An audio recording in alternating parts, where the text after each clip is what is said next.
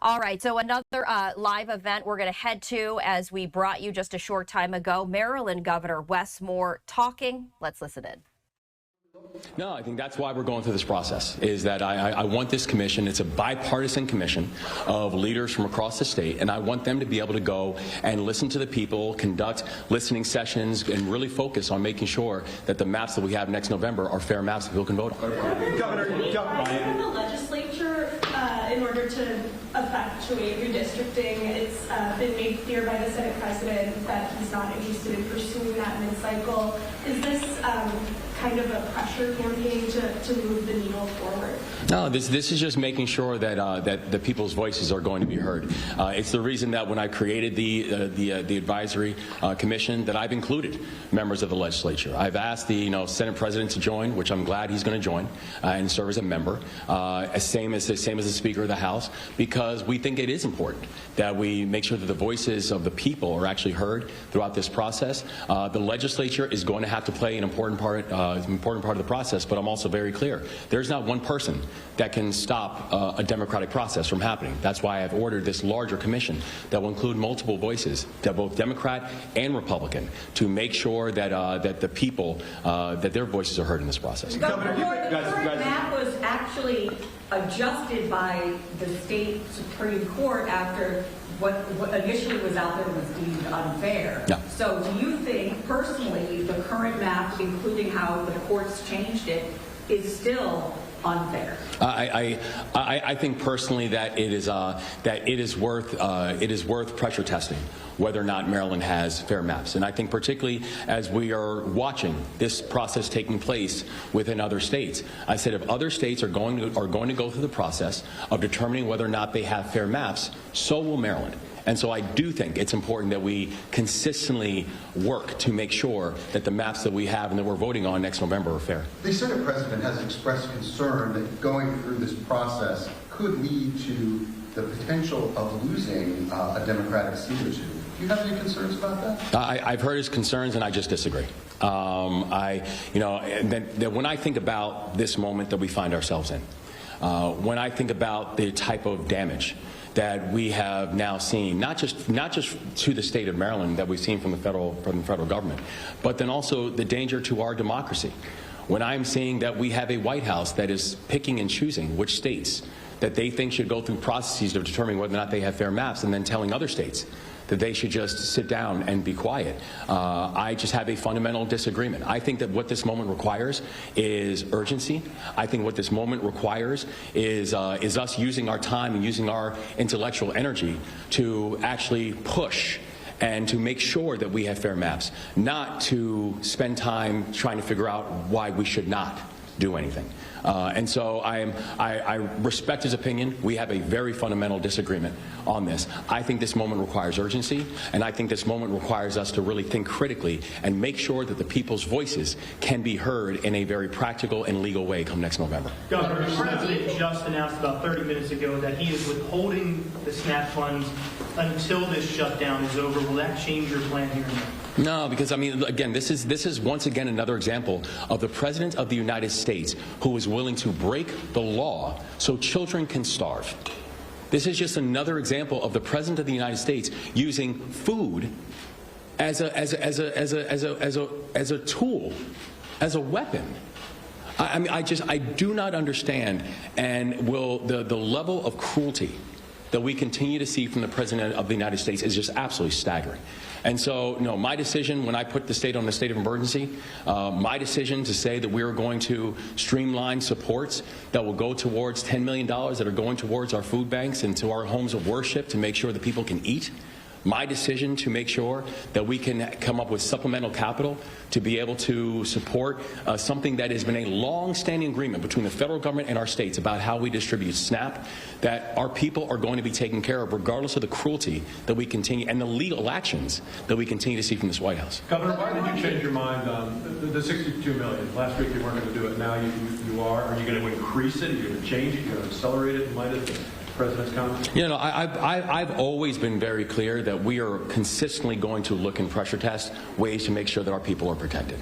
and that every decision that I make is going to be not just be data informed, but also something where I wanted the flexibility to be able to move and maneuver and ensure that the people of Maryland are going to be okay. And so that is something I consistently hold on to the rights to be able to adjust, as we did yesterday, by saying that we are going to, now that when we saw that the president was willing to break the law, we sued the president, and we won. And then when judges came back and told the president that you cannot use food as a weapon, when we said we're going to put supplemental supports to make sure that the people of Maryland can be made whole for the month of November, it was also continued to be done on the assumption that the president of the United States is going to follow the laws. The president in his Truth Social post says it's bloated, right? Too many people are on SNAP who don't need it. That's really spoken by someone who has no idea what SNAP actually is. I mean, it's spoken, those words coming from the President of the United States, someone who has never understood what it means to be in the middle class, has never understood what it means to actually be food insecure, who's never in his life had to worry about where his next meal is coming from. That's really rich coming from the President of the United States. Governor Moore, I wanted to describe for us your conversations with Leader Hakeem Jeffries about redistricting in Maryland. Well, I mean, I talk with the Speaker about a multitude of different issues, about and not just redistricting, a collection of different issues. And I'll keep private conversations as private conversations. But what I also know is that my position is a position that I have long held. I have a deep disagreement with just political gerrymandering. I think it's one of the things that people hate about politics, frankly. I also know this: Donald Trump does not get to pick and choose which states are going to have fair maps. That Donald Trump cannot just sit there and call certain Republican states and say, hey, I want you all to find me a congressman here and find me a congressman there, and then expect other states to just simply sit on their hands because they said, well, we went through a process a couple of years ago. That's not the way this process works. When we are watching this type of attack on our democracy, when we are watching the President of the United States rig the rules because he knows the only way he can win elections is by actually changing the rules, because you're not going to win elections on your policies. Your policies are deeply unpopular. So what do? You change the rules. And so the only point that I have, and I have long felt this, and I'm not moving on it, is if you have other states that are deciding whether or not they have fair maps, then so will Maryland. Governor, how do you reconcile your dislike of gerrymandering with what ultimately, I mean, if you want to draw maps in Maryland, they're going to have 8 Democrats in the congressional districts. How do you reconcile your dislike of gerrymandering with what will likely have to be gerrymandering to accomplish the goal? I think that we need to make sure that we have fair maps in Maryland.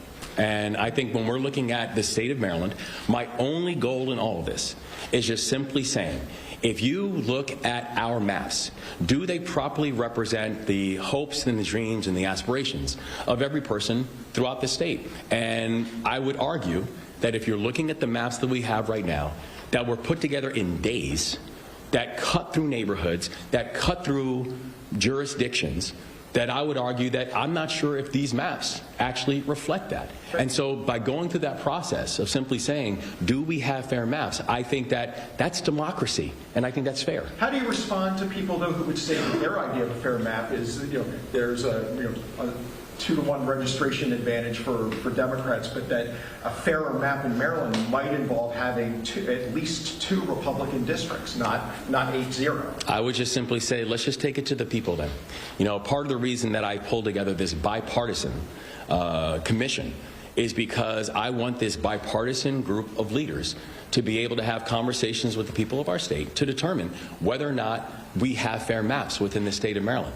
And so for anyone who said they would have a problem with going to the people to determine whether they have fair maps, I guess my only answer is, what's your issue with democracy?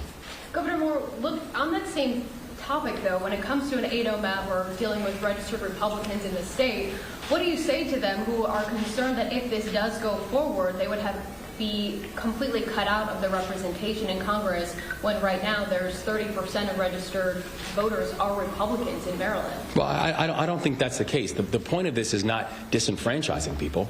The point is enfranchising people. The point is just simply making sure that all of our congressional districts actually have a chance that the people who live in those congressional districts make sure that their voices are heard. The reality is that when you're looking across the country, You know, less than 10% of all congressional districts are competitive right now. Less than 10%.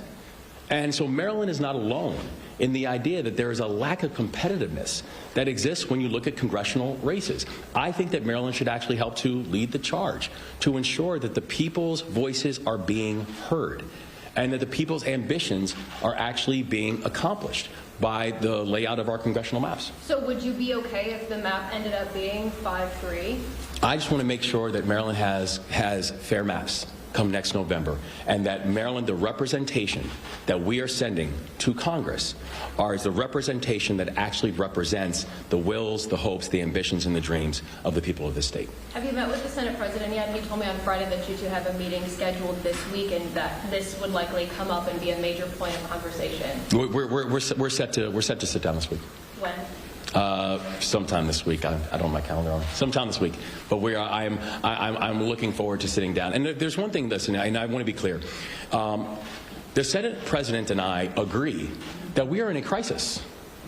The Senate President and I agree that the damage that we are seeing from the Trump administration is unlike anything that we have seen in our state's history. That we are seeing how tens of thousands of Marylanders have been fired or furloughed since Donald Trump has become the president, that we have seen billions of dollars of aid and grants being pulled from our state and our institutions, that we have seen federal disaster relief that was supposed to go to our people in Western Maryland that has been denied simply with a letter from the White House saying that support for Maryland is not justified, that we have had a president of the United States that has pulled out the FBI building. And simply because during a press conference, he said that the FBI building is not going to go to a liberal state. So the president, Bill Ferguson and I don't have a disagreement on the crisis that we find ourselves in as a state. But what I know is I want to move with urgency to address it. And I want to show that in Maryland, we are not just going to bend the knee to Donald Trump, that we're going to fight. And we're going to push, and we're going to protect our democracy and make sure the voices of our people are heard. That's where I stand, and I'm not moving from that position. What do you tell the people that are not receiving SNAP this week? What do you tell the citizens of Maryland? Well, I would say to the people of Maryland, Donald Trump continues to break the law. That there is a legal obligation that the federal government has of being able to provide SNAP to our people. Now, listen, thank God we're in Maryland. And here in the state of Maryland, that is why yesterday I said that we were going to put together state resources from our fiscal responsibility fund that will help to supplement the money that should be coming from the feds. It's the reason that I put our state under a state of emergency and said that we are going to move resources, $10 million of resources to go to our food banks and our homes of worship and our schools to ensure that our families and our children and our communities, that we're not using, starvation as some kind of negotiation tactic, the way we're seeing from the White House right now. And so we expect the president to follow the law. When we see that the president does not follow the law, we'll do exactly what we did before, where we sued him and we beat him in court, because judges agreed that you cannot use starvation as a negotiation tactic, unlike what the president of the United States seems to think. Governor Moore, back to redistricting, you have said several times you want to hear from the people, it's the people's voice, what residents of Maryland want. How are you possibly going to hear from as many people that want to give a voice to this in a month or less in the deadline that you have? What's the plan? Will there be public meetings? Will you solicit online the written comment? How are you going to hear from constituents? Well, it's part of the reason that I'm very grateful for this bipartisan commission that we pulled together, which will be chaired by our Senator Angela Alsobrooks, to be able to make sure that they are going to be aggressively moving to hear the voice of the people in public ways, utilization of technology. So there is going to be a multitude of different ways this commission is going to move, and their work starts immediately. So is there a plan? I'm sorry, but is there a plan for that? Has it been laid out, or is that something this commission has to decide on? Again, there's only about a month for you guys. No, the commission's work has already commenced, and so they are going to be able to present the multitude of ways that they're going to hear from the people. Are you still hoping that there's a special session to get this done? Or are you willing to wait until January? Well, I'm not hoping there's a special session, but I will say this: I'm not taking one off the table. Before the General Assembly begins? I will never take my right as the governor to call a special session off the table. because it is something that I don't just take very seriously. It's something that I know when you look at the damage that has happened because of the Trump administration to our state, the fiscal damage, the damage to employment, the damage to the opportunities and the legacies of the people of the state of Maryland. There is no state that has been more exposed to the cruelty of the Trump administration than the state of Maryland. And I will use any and all tools at my disposal to make sure that my people are protected all across the state of Maryland. And that includes, I will never take the option of calling a special session, which is my right as the governor. I will never take that option off the table. Great. Thank you all. If there's any follow-up questions, feel free to hit myself or Ryan up. Thank you. Okay. Thanks, guys.